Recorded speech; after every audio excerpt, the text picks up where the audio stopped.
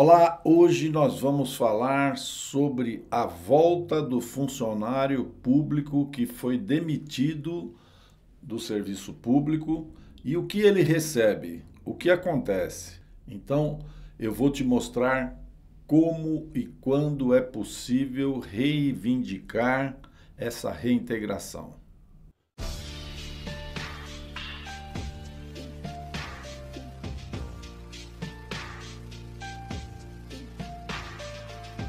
Meu nome é Lucas Gomes Gonçalves, sou advogado especialista em direito administrativo disciplinar.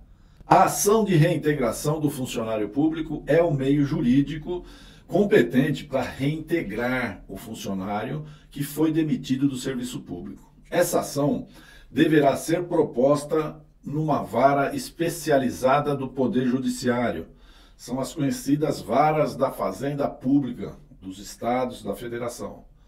Sempre que houver vara especializada na comarca, é necessário que seja na vara especializada. Qualquer um que foi demitido poderá ingressar novamente no serviço público através dessa ação? Então a resposta é bastante óbvia, né? Que a resposta é negativa. Essa ação não é para qualquer caso. Apenas os casos em que se encontre presente uma nulidade processual. Então, aí sim o Poder Judiciário poderá terá autorização constitucional para modificar essa decisão administrativa disciplinar. Isso se dá em razão do princípio da separação dos poderes e a independência desses poderes, a independência do poder executivo, poder legislativo e poder judiciário. Existem inúmeros julgados que denegam pedidos judiciais afirmando o quê? Que não compete ao Poder Judiciário se imiscuir no mérito das decisões disciplinares do Poder Executivo. Não entra no mérito. Mas como assim não entra no mérito? Mas foi no mérito que eu fui demitido injustamente. Então, a primeira coisa que tem que ser avaliada não é justiça ou injustiça. Tá? A primeira questão a ser respondida é: houve nulidade? Esse processo pode ser julgado nulo? Eu posso quebrar esse processo? Então, muitas pessoas me procuram me dizendo que a decisão não foi justa. Doutor, a decisão não foi justa. Mas a mera alegação de injustiça não viabiliza e nem justifica uma ação judicial. Esse assunto é bastante polêmico, confunde a cabeça das pessoas, porque, pera um pouco, o que é injustiça não é uma ilegalidade? Sim, se você provar que isso não foi justo, não no sentido amplo da palavra, eu não achei bom, não achei justo, justo mesmo, dentro do sentido técnico, né? É uma nulidade. Seria aí uma decisão julgada contra a prova contida nos autos, contrariamente à prova contida nos autos. É uma forma de injustiça, né? Bom, então eu vou te explicar algo que é muito necessário. Tá? Um bom advogado, um advogado que se preze, né, não expõe o seu cliente a uma mera aventura jurídica. Então, um bom advogado, ele não expõe, porque é advogado de um cliente só. Tá? As pessoas têm bom senso. Então, é necessário, né, que o advogado examine e veja se você tem boas chances de sucesso dessa causa. E o que também não significa dizer que ele deva usar aquela expressão absurda, né? Nós estamos diante de uma causa ganha. Um advogado que se preze, ele nunca usa isso. Então, não é nem uma causa ganha, mas também não é uma causa que você não tem a chance de ganhar. Você tem que estudar, né, o processo. Não existem causas ganhas, a não ser a partir do trânsito em julgado da decisão, quando não couber mais recurso. Aí você fala, essa causa é ganha, porque eu ganhei, está aqui a sentença, né? E já não cabe mais recurso, senão ainda assim não é causa ganha, né? Então vamos em frente. Na prática, buscar por nulidades num processo significa ter que estudar tudo que tem no processo, todas as folhas do processo, tudo, os recursos, se houver. E esse estudo ele tem que ser minucioso, não bastando examinar partes do processo. Doutor, eu tenho aqui, olha, eu tenho a decisão, e eu tenho também isso, eu tenho aquilo. Olha, não, tem que ser cópia integral do processo de capa a capa. inclusive carimbo de juntada, quando que foi juntado o documento, porque às vezes tem nulidades, né, que você encontra nas entrelinhas de um processo administrativo disciplinar. Olha, foi juntado, a comissão juntou o documento e não me deu ciência, está aqui o dia, ó, eu não obtive vista desses autos, então é uma nulidade, né? Então, mas todo processo deve ser estudado? Você me procura, né? E eu falo, vou estudar o teu processo, eu vou te cobrar X para te estudar o teu processo. Não, nem todo processo pode ser estudado, porque nem todo processo pode ser anulado. Tem processo que não pode ser levado para exame da justiça. Então, somente podem ser levados aqueles que não tenham sido fulminados pela prescrição quinquenal. Então, essa é a primeira coisa que eu pergunto para o cliente. Quando foi que ocorreu a demissão? O cliente está ávido para me contar a causa, como, doutor, aconteceu isso, aquilo. Eu falo para ele, mas quando foi? Quando? Porque se um processo estiver fulminado pela prescrição, a justiça não admite mais esse processo, ele está morto. Então não adianta você nem estudar, né? Perder tempo e colocar um dinheiro bom para uma coisa ruim, né? Ok? Bom, digamos que nós passamos então por 2 exames. O primeiro, antes mesmo de estudar o processo administrativo, é a prescrição, como eu acabei de dizer, e percebemos então que essa prescrição não ocorreu. Então o que vem depois? Estudo minucioso do PAD. E digamos que nós encontramos lá uma nulidade processual importante, tá? E que não estivesse preclusa, né? Uma nulidade que, se não tivesse existido, o resultado do processo deveria ser outro. Presta atenção, deveria ser outro. Ou, no mínimo, poderia ser outro. Então, você notou aqui que eu falei deveria numa hora e poderia numa outra hora. Então, como assim? Como é isso? Deveria ou poderia? Vamos entender isso. Digamos que tenha havido o cerceamento de defesa por impedir que testemunhas da defesa fossem ouvidas. Então, nesse caso, o resultado do processo apenas poderia ser outro, se não houvesse essa nulidade. Poderia ser. Então, neste caso, onde, né, o resultado poderia ser outro, se as testemunhas tivessem sido ouvidas, o juiz da causa tem que abrir oportunidade para que essas testemunhas sejam ouvidas na ação de reintegração. Ok? Então, vamos ver o que elas vão dizer. Você não tem uma causa lá, entre aspas, você não tem uma causa ganha, né? O que a testemunha vai dizer?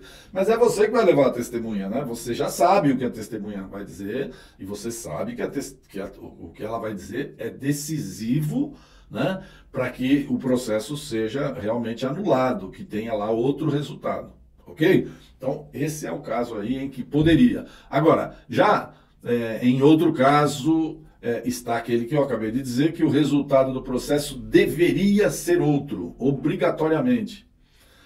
Obrigatoriamente estaria, por exemplo, a decisão, uma decisão contrária à prova dos autos, né?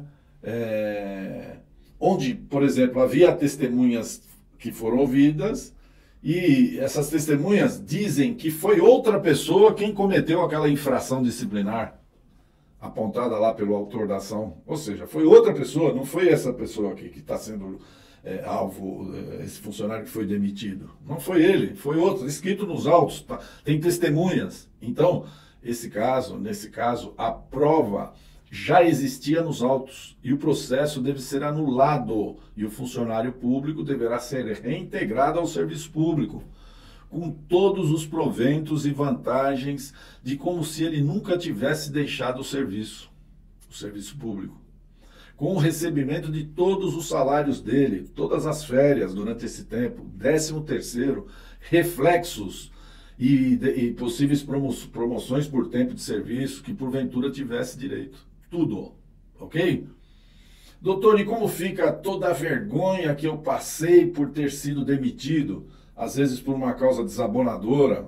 Olha, eu fui acusado de ter subtraído aqui um material de dentro da da repartição, ou seja, eu me taxaram aqui de ladrão, né? de furtador, né?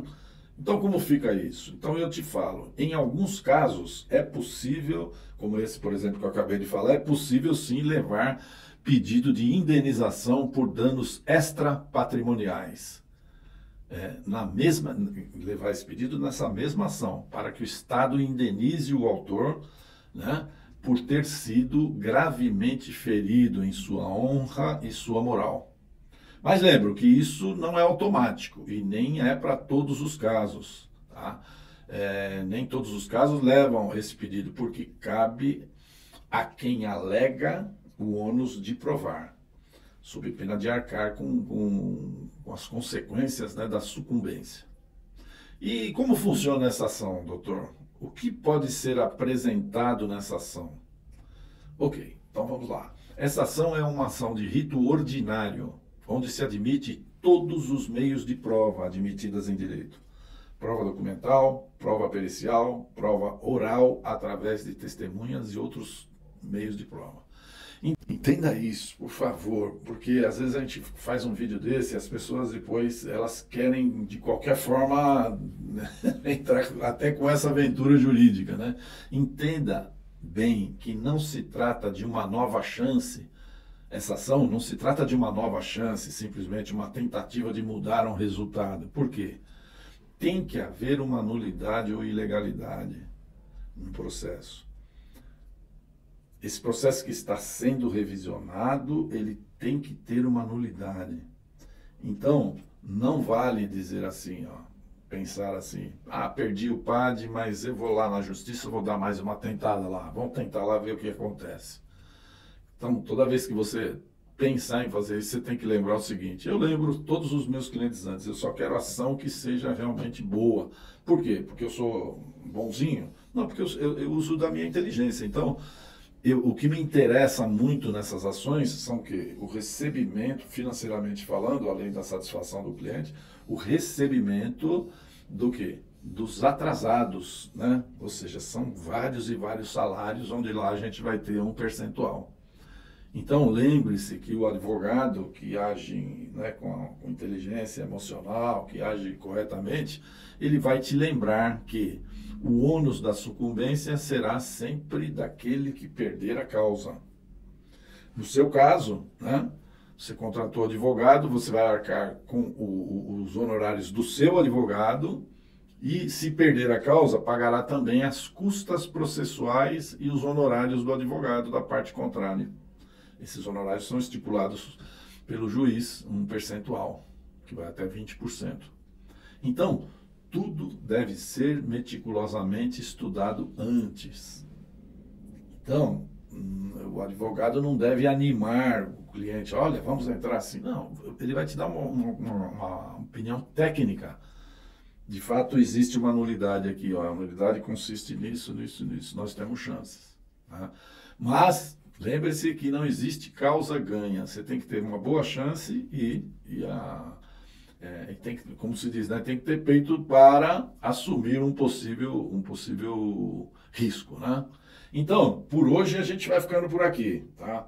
Se você gostou do conteúdo, dá um like, que é a única forma que você tem de ajudar o nosso canal. Se quiser saber mais sobre nós, entre no nosso site www.projudice.com.br. E se deseja saber sobre como proceder durante um processo administrativo, né, uma defesa do funcionário num processo administrativo ou numa sindicância, ou em uma ação indenizatória, que é o alvo desse vídeo aqui, ou ainda, se tiver alguma dúvida de relevância jurídica, entre em contato conosco, através de todos os contatos que nós temos lá no nosso site. Inclusive tem lá o WhatsApp, está vou repetir, www.projudice.com.br. Um grande abraço, fique em paz.